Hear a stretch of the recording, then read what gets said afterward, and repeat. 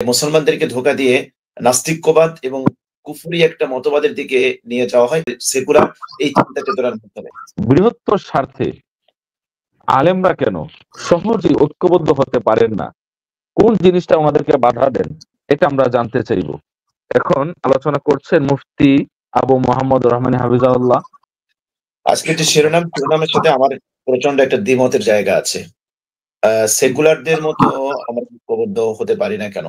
সেকুলারদের মতো আমরা ঐক্যবদ্ধ হব কেন? প্রশ্নটা হচ্ছে সেখানে। সেকুলার বলতে আসলে কি বোঝাই? সেকুলারিজম বা সেকুলারিস্ট যেটা এমন একটা মতবাদ যে মতবাদের সাথে ধর্মের কোনো সম্পর্ক নাই। যদি আমরা এখানে নাস্তিক বলি, তারপরে বিধর্মী বলি, কাফের বলি, সেটা ঠিক আছে। কিন্তু সেকুলার শব্দ দিয়ে আমাদেরকে একটা আয়স করা হয়। আমরা জানি যে সেকুলারিজমের উৎপত্তি, ক্রমবিকাশ এবং তার যে আ পরিব্যাপ্তি এবং বিস্তৃতি মুসলিম উম্মাহ বা মুসলিম দেশে তাকে যে চাপিয়ে দেওয়ার একটা অপপ্রয়াস, একটা ঘোলা পানিতে একটা মাছ শিকার করার একটা প্রচেষ্টা বললে এটা ভুল হবে না। যে মুসলমানদেরকে ধোঁকা দিয়ে নাস্তিক্যবাদ এবং কুফরি একটা মতবাদের দিকে নিয়ে যাওয়া হয় এই সেকুলার এই চিন্তা চেতনার মাধ্যমে। কিন্তু দুঃখজনক হলো সত্য যে মুসলিম দেশগুলোর মধ্যে বিশেষ করে যারা শাসন ক্ষমতায় আছে এবং যারা আধুনিক শিক্ষায় যারা শিক্ষিত, নামকাওয়াস্তে যারা মুসলিম, এই সেকুলারিজমকে তারা গোগ্রাসে গিলছে। অথচ সেকুলারিজম হচ্ছে নাস্তিক্যবাদের একটা বিকল্প।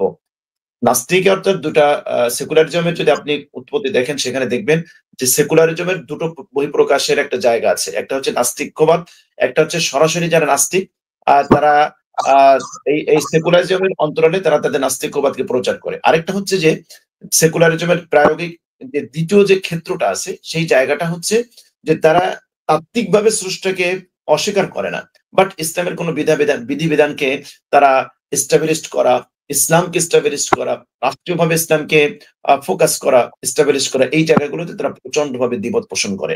সুতরাং যারা সেকুলার বুঝে না বুঝে, সেকুলারিজম বলতে আমরা যদি তার বাংলা যেটা আমরা করি ধর্মনিরপেক্ষতাবাদ, তো এর সাথে ইসলামের প্রচন্ড একটা সংঘাত আছে, একটা দ্বন্দ্ব আছে।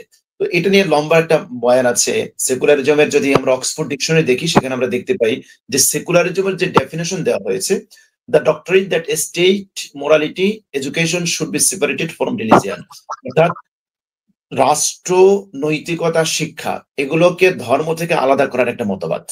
এটা হচ্ছে মূলত সেকুলারিজমের একটা সংখ্যা অক্সফোর্ড ডিকশনারিতে যেটা আমরা দেখি। সুতরাং মুসলমানদের ঐক্যটা এটা সেকুলারিজম বা সেকুলারিস্ট তাদের মতো হবে না, সেকুলারদের মতো হবে না। কেন?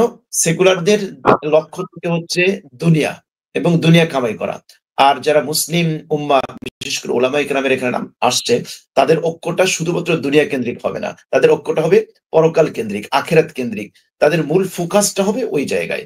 সুতরাং আমরা সেকুলারদের মতো হব না, আমরা হব মুসলিম উম্মাহ সাহাবা ইকরামের মতো আমাদের ঐক্য দরকার, অথবা আমরা সালাফদের মতো আমাদের ঐক্য দরকার।